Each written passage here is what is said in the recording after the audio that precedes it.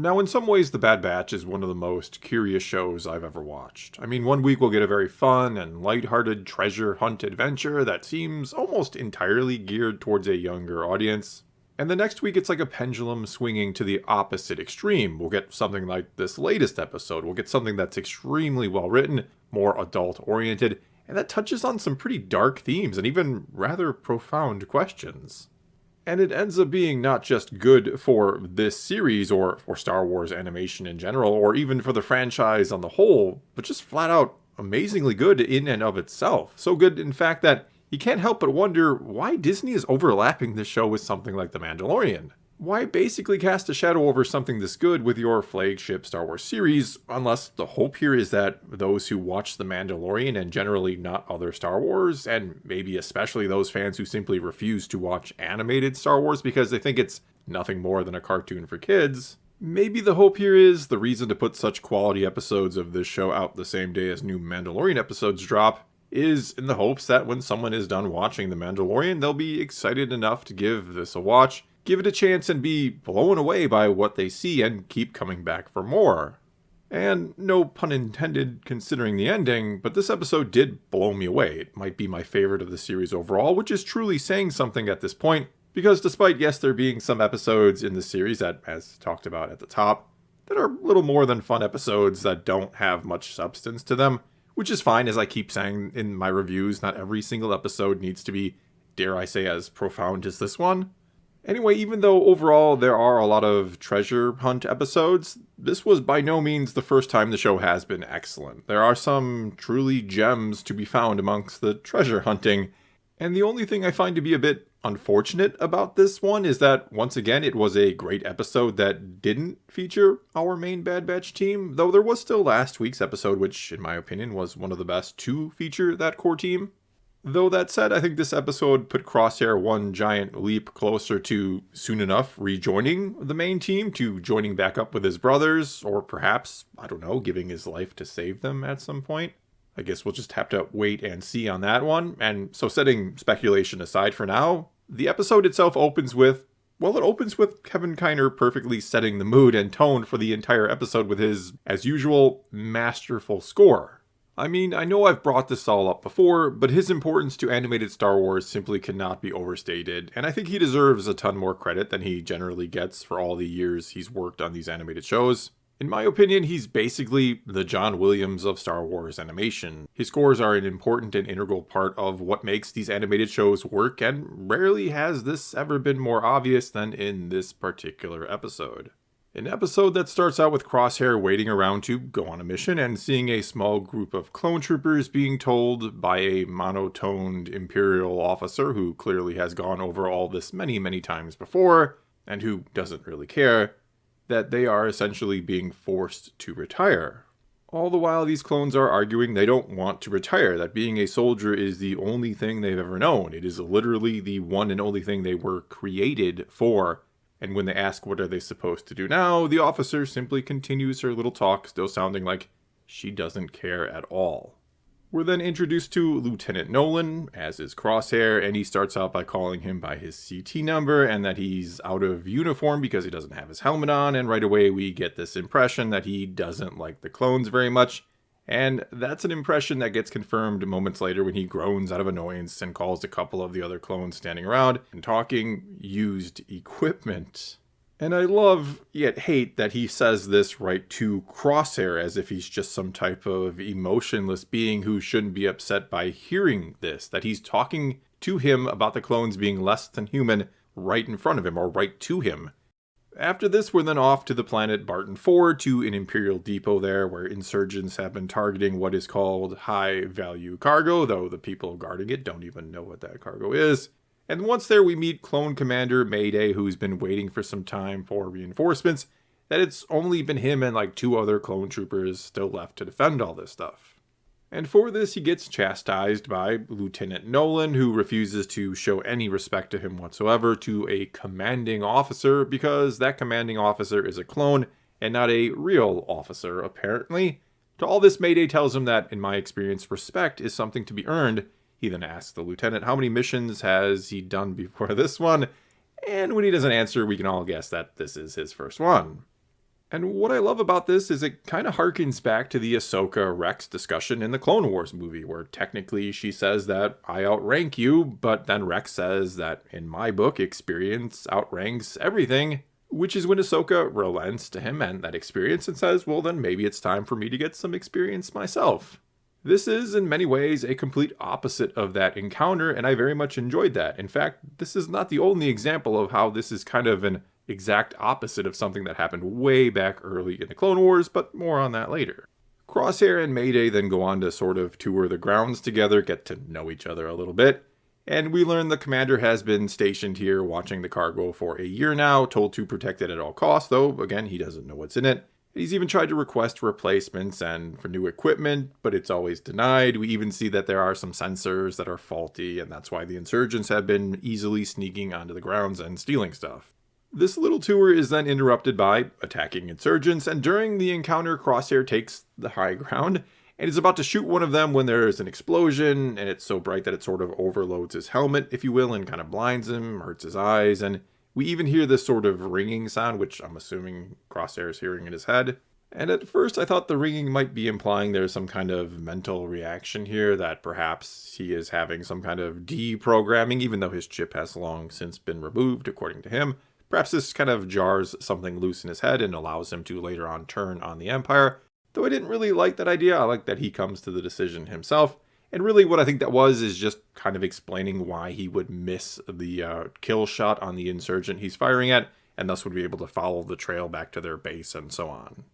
Either way, during the attack, 2 more crates of precious cargo are stolen by the insurgents, angering Lieutenant Nolan even more, who then sends Crosshair and Mayday out to retrieve them all by themselves because Mayday's men are now all dead. There's even this touching scene of him trying to honor his men that gets interrupted by angry Lieutenant Nolan, and who just doesn't care at all about the clone troopers, who again is just treating them as these nuisances and these things to be used. While out on this mission then, Crosshair and Mayday come upon the wounded, now dead insurgent who is wearing stolen clone armor, and that was also left behind by the other insurgents, which Mayday points out as being more disturbing to him than them wearing their armor.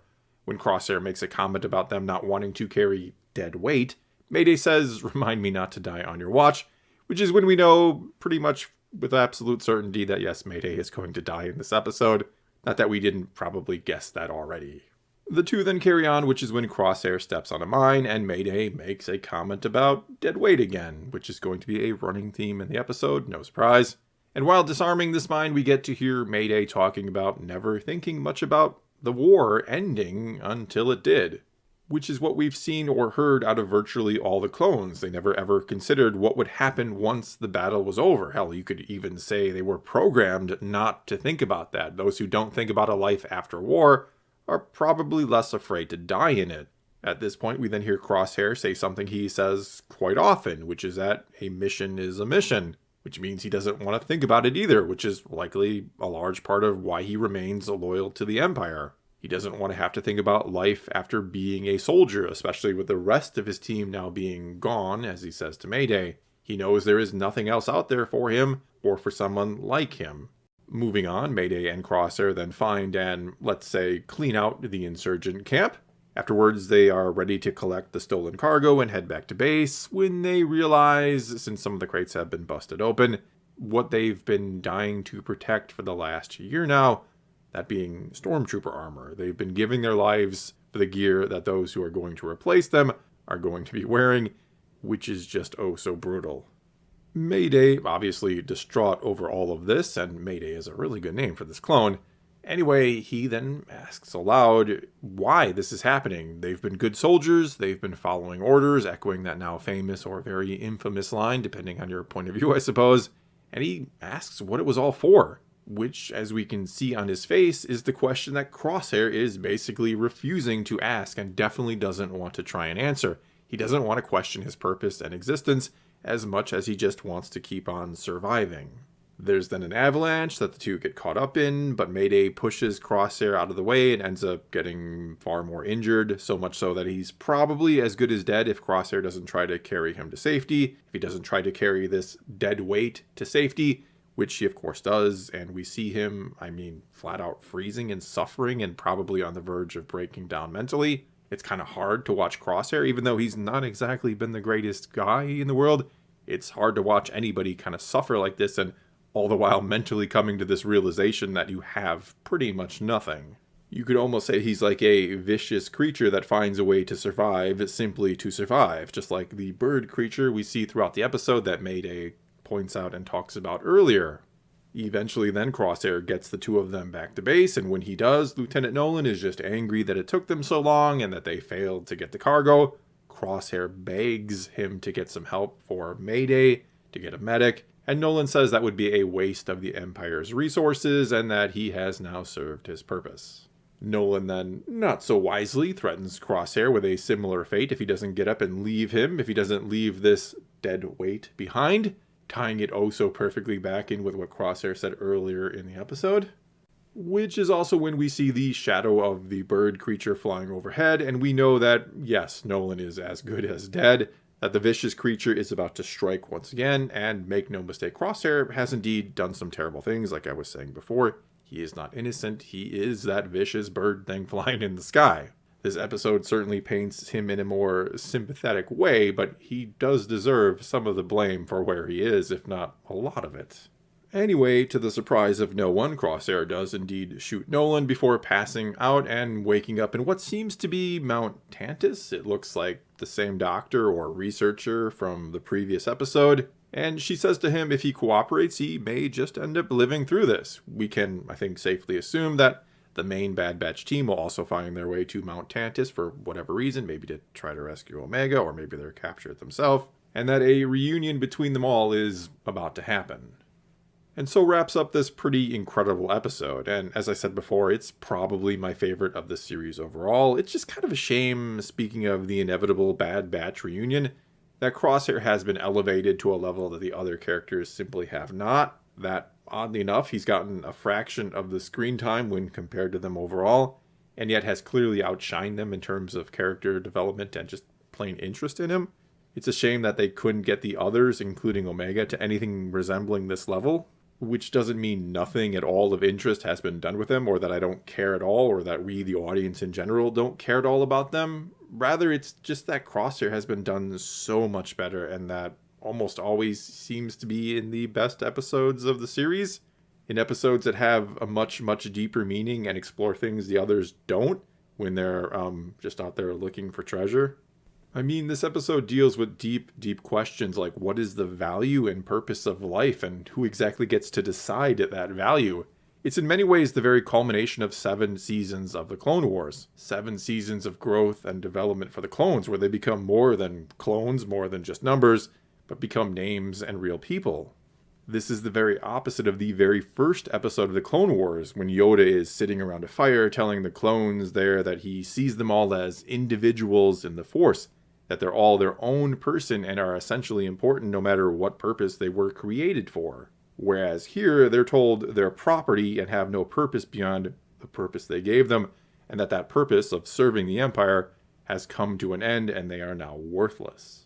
And I mean, I'm pretty in awe at just how well written and emotional this episode was, and partly in awe that it happened in something that's generally advertised as a quote-unquote kids show. And so going back to what I said at the top, I hope a few people who tuned into The Mandalorian this week and maybe saw that there is another Star Wars show going on, I hope they give this a shot, because not only was this a great episode of The Bad Batch, not only a great piece of Star Wars content, but a truly awesome story in its own right.